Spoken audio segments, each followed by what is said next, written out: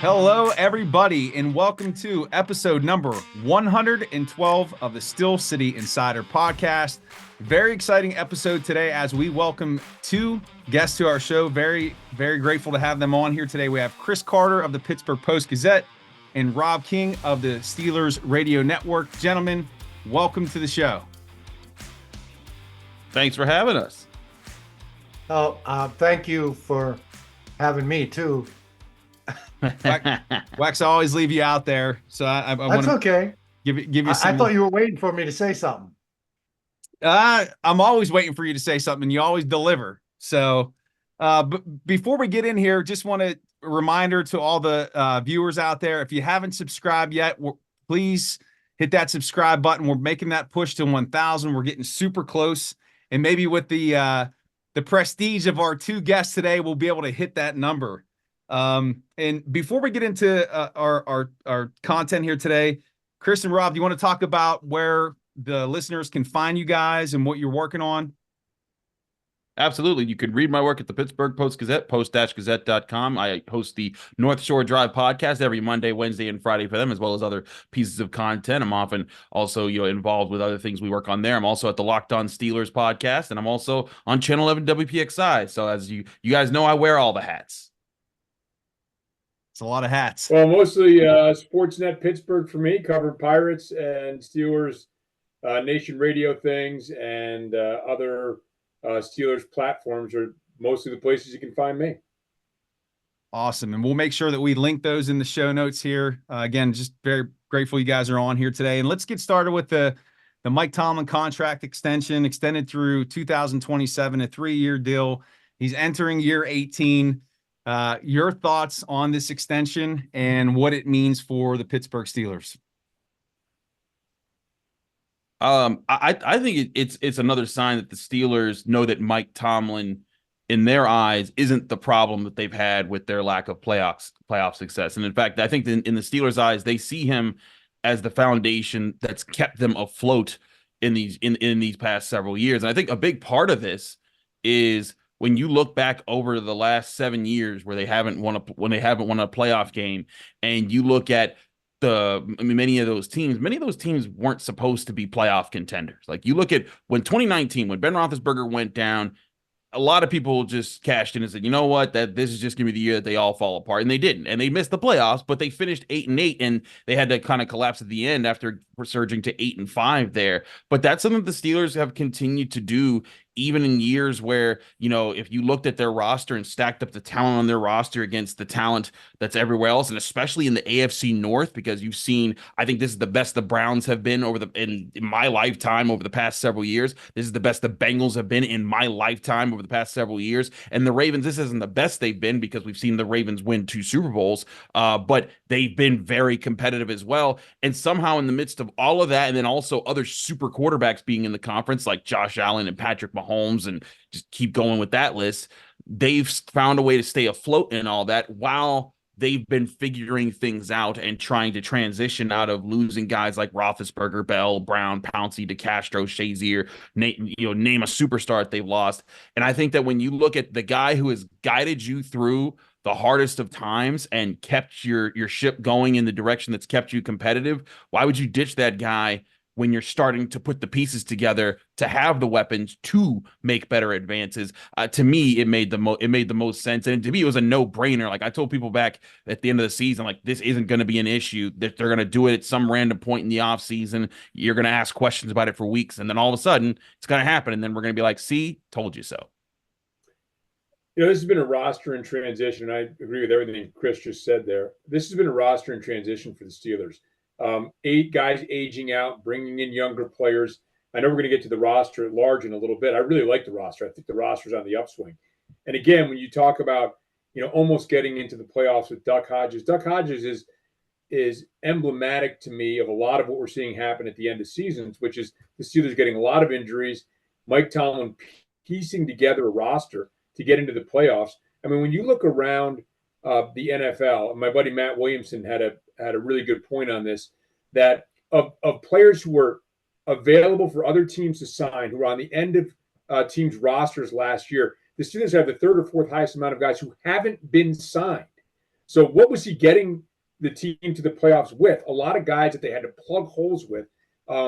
Look, I think he's a terrific coach. I think he's a terrific motivator.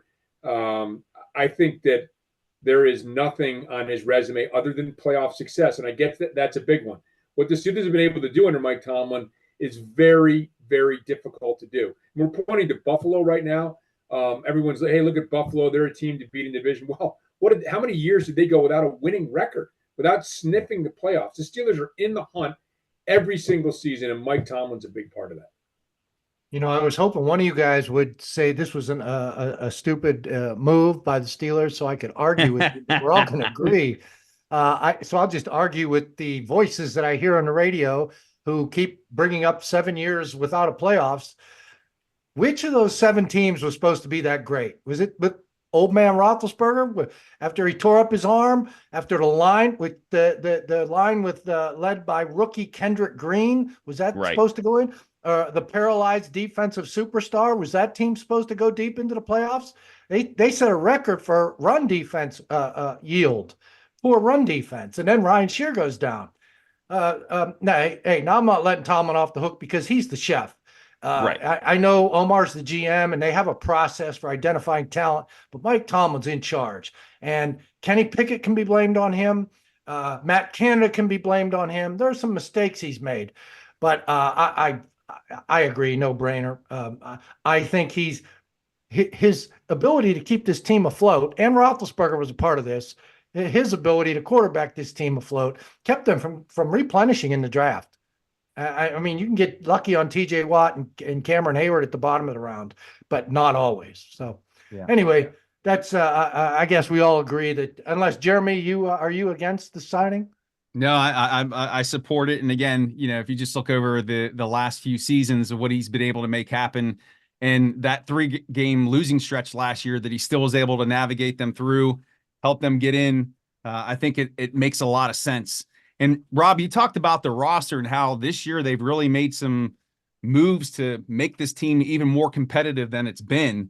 And it really starts at that quarterback position, them having moved on from Kenny Pickett this offseason.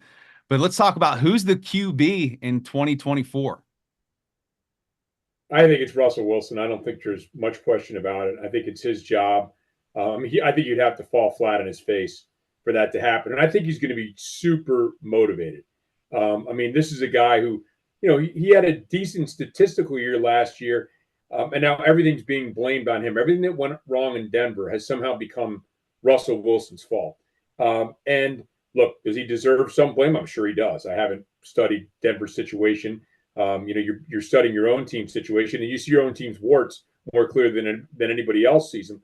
But I do think that it's going to be Russell's job. I think Fields is going to. I think he's a really intriguing guy. He's obviously very, very talented. I would not be surprised if they put together packages. In fact, I'd be shocked if they don't put together packages. Now, does that mean he's going to get in every game? If things are flowing well with Russell Wilson and he's your quarterback, I could see you simply staying with him. But a mobile quarterback who can really, really run and throw. When you think about all these teams now that are running, you can call it what you want, the Wildcat. It's the single wing, right? It's the old school. It's the oldest formation in football. And you have blockers out in front, except the difference is if Derrick Henry's running the Wildcat, Derrick Henry's running. If Fields is running the Wildcat, Fields can run and he can throw like an old school tailback could. Right. I think that I love the combination of the two guys, but I really think it's Russell Wilson's job. And I think Russell Wilson feels like he's got a lot to prove. He's clearly on a Hall of Fame track, and now people, look at these last 3 years in Denver. I think he would love nothing better than to come here in a motivated frame of mind and lead this team deep into the playoffs.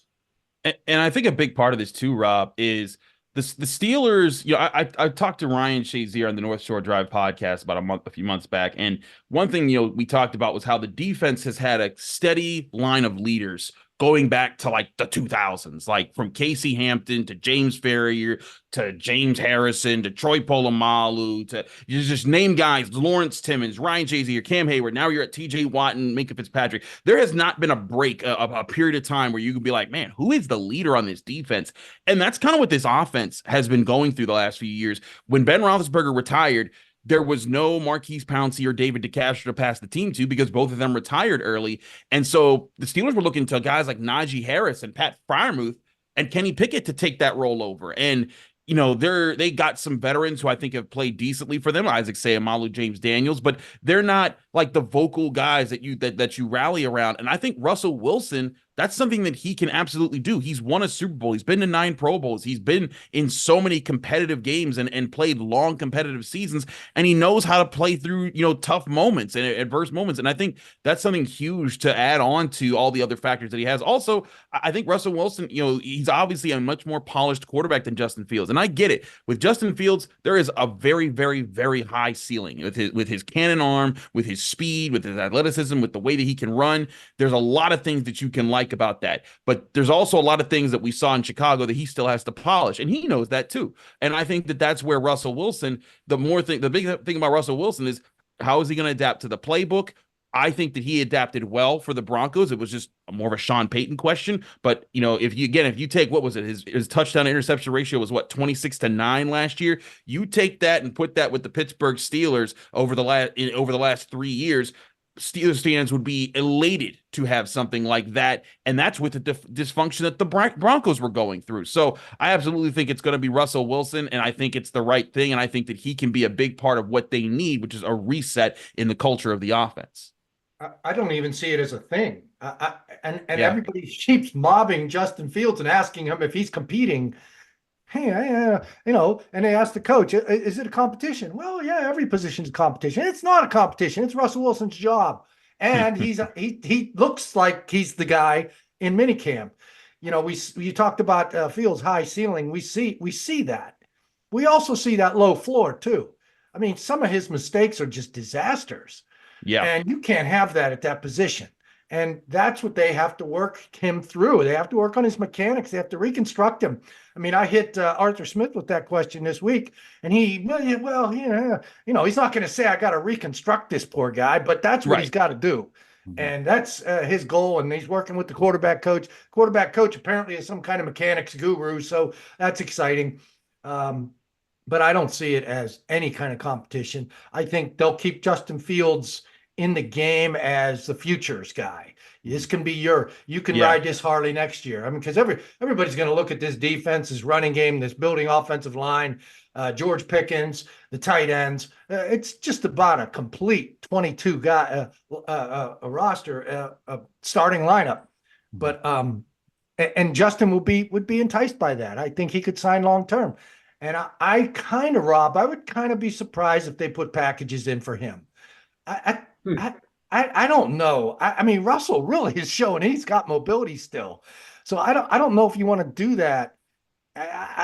Maybe to keep him interested, maybe just to make him happy a little bit, but I don't know if they're going to need it. And I just don't know if that doesn't seem like Tomlin's kind of thing. Well, I don't think they'll, Jim, I don't think they'll force it in the game, but I think they'll have it available. I'd be surprised if they didn't have it available. Maybe they won't have it available. I'm not saying, again, if the game is going swimmingly under Russell Wilson, like we saw with New Orleans, with Breeze, and you bring in Taysom Hill, and I don't know, I guess it was effective because Hill was effective, but it always seemed disjointed to me watching those Saints games. And again, I'm not watching 17 Saints games a year, but to bring in Hill just to bring in Hill, to bring in Fields just to bring in Fields, I don't think is the right play. I think to bring in Fields, if you need a spark, to have that package available to you, and also, not coincidentally, to be able to get a look at him live under fire, running your playbook, once every couple of weeks or so. I think that has an intriguing aspect, but I don't think they'll force it. Well, Taysom Hill was what, a 7th round pick, something like that? I mean, they're going to break down Justin's. They're going to reconstruct him as a passer. They're not going to wreck all that by saying, okay, go in there and be a tailback. I think that would be demeaning to him. That's just not Mike Tomlin. It just doesn't seem like Mike Tomlin. But you're probably right. They'll have the package available. And every now and then, every great while, I think, maybe once every 6 games, maybe. Yeah. I also think that something to keep in mind here, guys, is that they might also be protecting him just because what if Russell Wilson goes down? If they use Justin Fields a lot and runs, and then Russell Wilson goes down and Justin Fields is banged up, then all of a sudden this 1-2 punch at quarterback is just off the field. I hear you, Rob. I think that Justin Fields could do something like that, and it might happen like once in a while. Like we saw a couple of jet sweeps to Connor Hayward.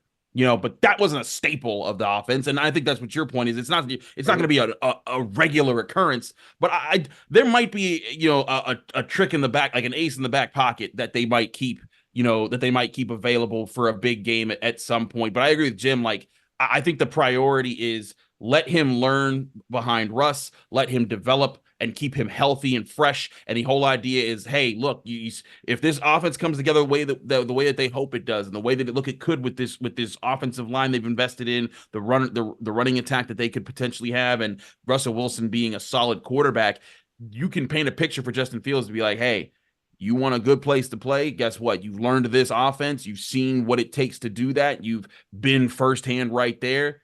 It's yours for the taking next year. I very much think that's the strategy. Chris, I was standing right I get the sense that Russell Wilson. Go ahead, Jim. I'm sorry. No, go ahead. I was going to say, I get the sense that Russell Wilson wants to be here for a while. And I think if he has a good year, the Steelers wouldn't be adverse to bringing him back for a couple of years as well. So it's an intriguing question, certainly. How much money does Russell Wilson need? Does he really need to go to a third team, a fourth team? When he's got to love it here, and he's going to love the fans, and he's going to love this team and this atmosphere. So you're right, Rob. He may stick around if he's still effective enough. He's not going to cost all that much money. I don't see that. But Fields might want that. Both of them might want to stay. But anyway, back to your point, Chris. We were standing next to each other on the sideline today when we watched John Rice Plumlee. I don't understand why you're worried about Justin Fields getting hurt. That's a good point. Yeah.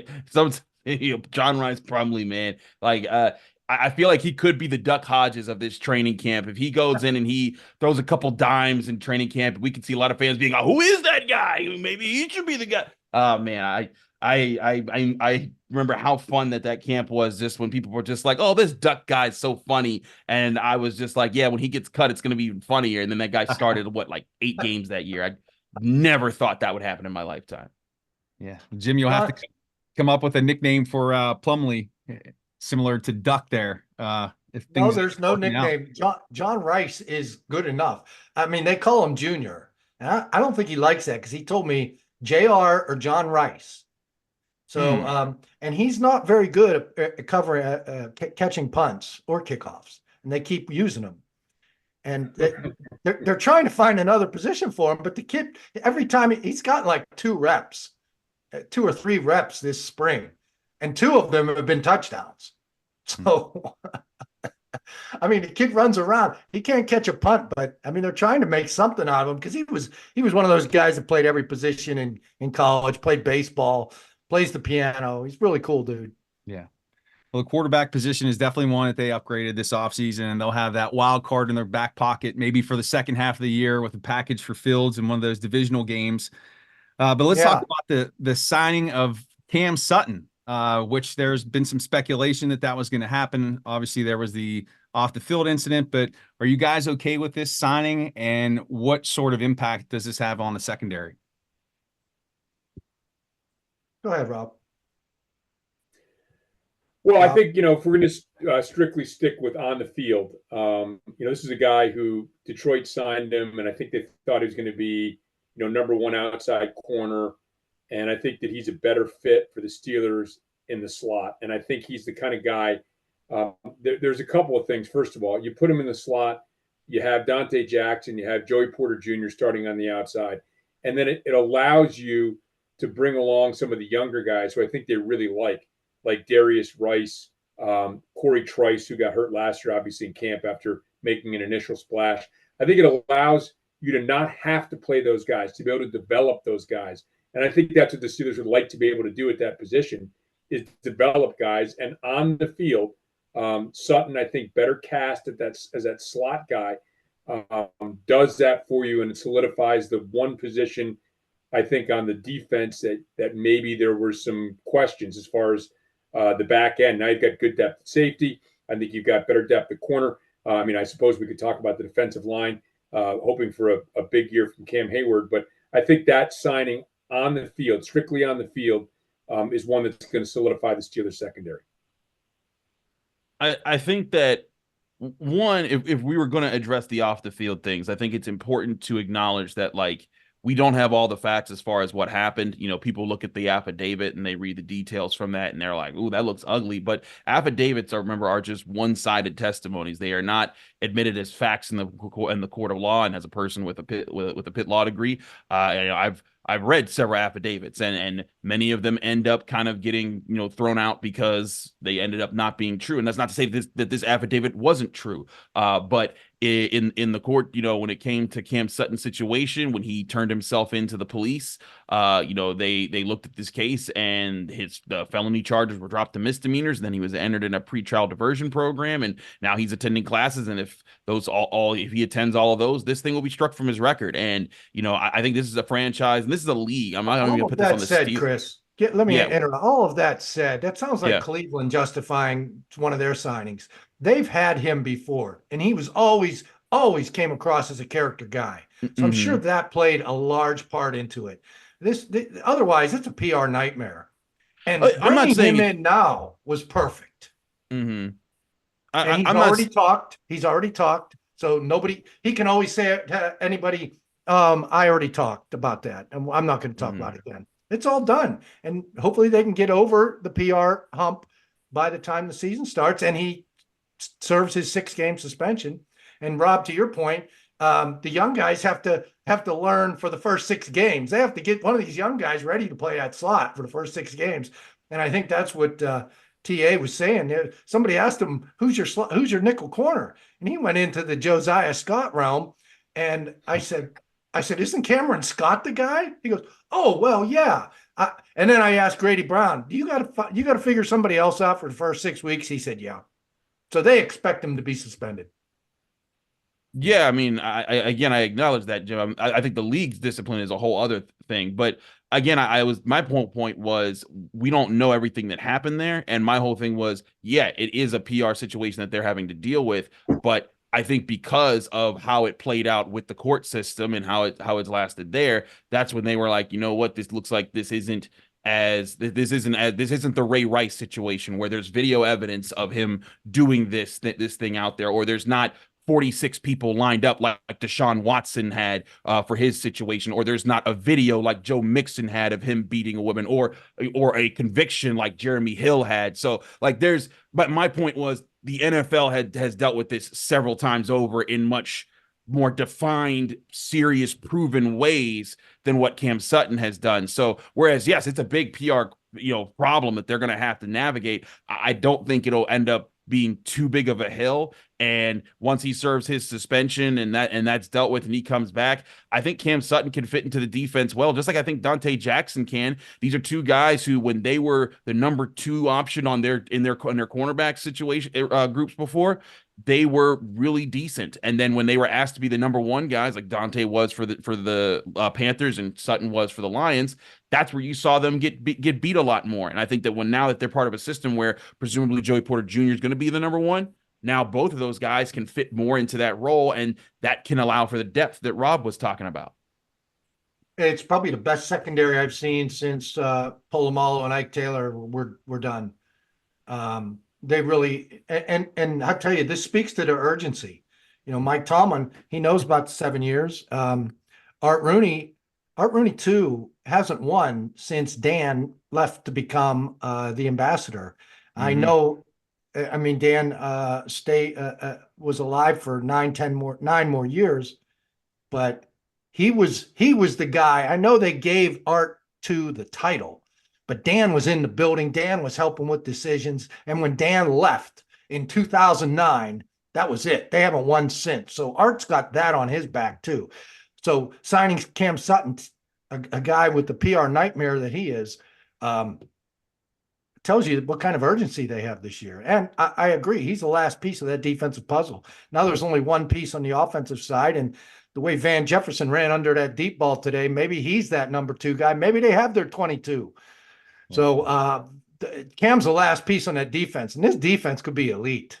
They've got all the pieces, like Peyton Wilson as the dime linebacker, DeMonte Casey as the free safety in the 3 safety package, Deshaun Elliott as the slot and the big nickel, Cam Sutton as the slot and the little nickel. Every piece is there. Dante Jackson, Joey Porter Jr., and then Minka. So very exciting. This defense is very exciting. So Jim, first of all, I totally agree with you. I agree with you on that. And the other thing is, you get a guy like Dante Jackson. This defense can run, and wouldn't it be nice to allow that speed to be unleashed by being better on offense? Let's let T.J. Watt and Alex Highsmith get into some positions where it's 13-3 in the fourth quarter, or it's it's 23-13, and the other team's got to throw. And now that speed, I've always thought that was, when you had Jerome Bettis in those days, you started pounding the ball, wearing teams down. You controlled the clock. Your defense wasn't on the field that much. Your defense was playing with leads. That allows your speed to play better. So I think that the only missing element for me on this defense is the offense being able to do what it looks like it's kind of built to do, which is control the clock, move the ball, and hopefully turn over a lead in the fourth quarter to allow that defense to excel even more. Because, Jim, I'm with you. I'm really bullish on the way this defense looks and sets up. And that brings us, when Jerome Bettis was keeping the defense off the field, TJ Watt was fresh all the time. He didn't have to be taken out for some rookie backup. Yeah. That's an excellent point. The offense and the defense, that's a Pittsburgh thing. Troy Polamalu used to yell at the coaches about that. Let's stop trying to be trendy here. Let's do what we do. Yep. Well, I'm sorry, Jim. No, it's okay. So you said every piece is there, and this is kind of a perfect segue to bring this thing home. If we're reflecting on the 2024 season in February, hopefully, and we look at this Pittsburgh Steelers team, what was the strength and what was the weakness? And let's close it out with that. The strength, I think, was the defense, and I think the defense is going to be a strength, and I think that the offense is going to look much more professional. When you think about what this team did to get into the playoffs in games, especially the first two games where they're going against opponents in Seattle and Cincinnati that had to win. They had to win those games to keep their own playoff hopes alive. So again, you're not talking about the elite teams in the NFL. You're talking about sort of that middle class or upper middle class. You're not in the penthouse. You're not with the big boys, the Chiefs and the Bills. But the Steelers were able to beat that with a guy that they had pegged as a third-string quarterback, Mason Rudolph, who gave them decent quarterback play. They got solid quarterback play, and they looked like a completely different team. I think they're going to get solid quarterback play from the beginning, and I think that is going to make the offense, and I think scheme-wise, with Arthur Smith, what he's going to do. He's clearly gone out in this offseason and put his footprint in place with all the tight ends they've signed and the different guys they can move around and be lead blockers. All these things. Minus, I still think they need to get another receiver, but minus that, I think it's going to look, from all those reasons, the coordinator, the coach, the players that they brought in, it's going to look like a much more professional offense when we're looking back on this in February. No, I agree with that. I think the offense, was obviously the big problem last year, but they started to find answers. I also point out this all the time. When the Steelers made Broderick Jones a starter on that offensive line last year, from week 9 all the way to the end of the season, they were the number 2 rushing offense in the NFL. And it was only behind the Baltimore Ravens. And that was before having, a different offensive system that could probably be designed to better exploit, the talents and skills that they bring to the table before they have it getting a Russell Wilson. And now you'll also most likely have a Zach Frazier starting, and then, a more developed Broderick Jones and, maybe Troy Fautanu if he gets in over Dan Moore. But I wouldn't count out Dan Moore just yet, because I know a lot of Steelers fans don't like him, but I think Dan Moore does a lot of good things that can be overlooked at times. And when I look at this offensive line and what it could do, I think that it could be even better than what we saw in those last 10 games of the regular season last year. And of course, the strength is the defense, but the strength of the defense being the strength has been what's carried Mike Tomlin and the Steelers for the past several years. You look at how many times that they've won by keeping an opponent under 20 points or at 20 points or lower. It's like their blueprint for how to win. And it's ridiculous how many times they've figured out how to win that way when you compare it to every other way that other teams win. A lot of teams, their offense does explode. The Steelers really didn't get that until Rob's point, the last 3 games last year, and that's stretching also to years before just last season. So I think that you're right on you're right on it with the defense is still the strength of this team. Is a defensive led team, but how do you complement a defensive led team? You eat clock. The Steelers went from being the worst team in time of possession by midway point of the season, when they started Broderick Jones. By the end of the season, they were middle of the pack. So the growth that they took in taking time off the clock was huge last year in that second half of the season. That is the key to achieve this year.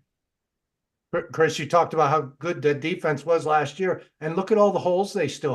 Mm-hmm. They didn't have a number 2 corner. They didn't have a number 3 corner. Deshaun Elliott, I think, is miles above Keanu Neal. Miles, yes. And their linebacking crew. I mean, they found some good linebackers, but look what happened. They all got injured. And Cole Holcomb's going to be coming back too. It gives them 4, and Robinson's even better. That's 5. Yep. Defensive line, maybe a little question mark, but guys like Dean Lowry were signed. Loudermilk, Leal's having a good spring. Yeah, they have depth. Montavious Adams is now depth, and they have 3 decent starters. And I'm going to say Keanu Benton is better than decent. I'm unsure about Cam. He's going to have to prove it. And Ogunjobi's been on the downslide, but he's finally playing in the spring for once. So, all those holes on a great defense last year have been filled. And the offensive line is going to be so much better. And Najee's lost so much weight and is so much quicker. If he doesn't implode and beat up a sports writer in the locker room, today he pushed somebody, he doesn't want to talk. He's not going to talk. Somebody said he's going to pay the fine instead of talking to us this year. Great. That's good news to me. So I just hope he doesn't implode and get in a fight with somebody in the locker room. He loves his teammates. He's a great teammate. Yeah. He just doesn't love the other people. So Hey, that's the only issue I see. Right. One more thing. I really love the way Omar Khan kind of quickly in the offseason upgraded the special teams. Got Cameron Johnson, the new punter. It just felt like when the Steelers needed a big kick, they didn't get one. They haven't gotten one for the last couple of years. I think this is an incremental improvement that could wind up winning them a game or 2 or changing the momentum in a game. And Cordero Patterson returning kicks. That kickoff rule is going to be very interesting. I mean, the day they had the kickoff rule, the next day they'd signed Cordero Patterson to a 3-year deal. I think that those are little small improvements that seem small that could, maybe they win you a game or maybe they flip the momentum in a game. So I just wanted to throw that out there too. I think their special teams are going to be improved this year as well. Well, Rob, to borrow your word, it sounds like everybody is bullish on this Pittsburgh Steelers team for 2024, and there's a lot to be excited about as they finish up minicamp this week. But hey, Chris, Rob, we want to thank you so much for coming on episode number 112. Hopefully we can get you back here again sometime, but we appreciate you very much. And remember, if you haven't hit that subscribe button yet, please make sure you do that as we push our way to 1,000 subscribers, and we will see you back here next week for episode 113 of the Steel City Insider podcast. Have a great week, everybody. Thanks, fellas. Have a great summer. Thank you. Take care.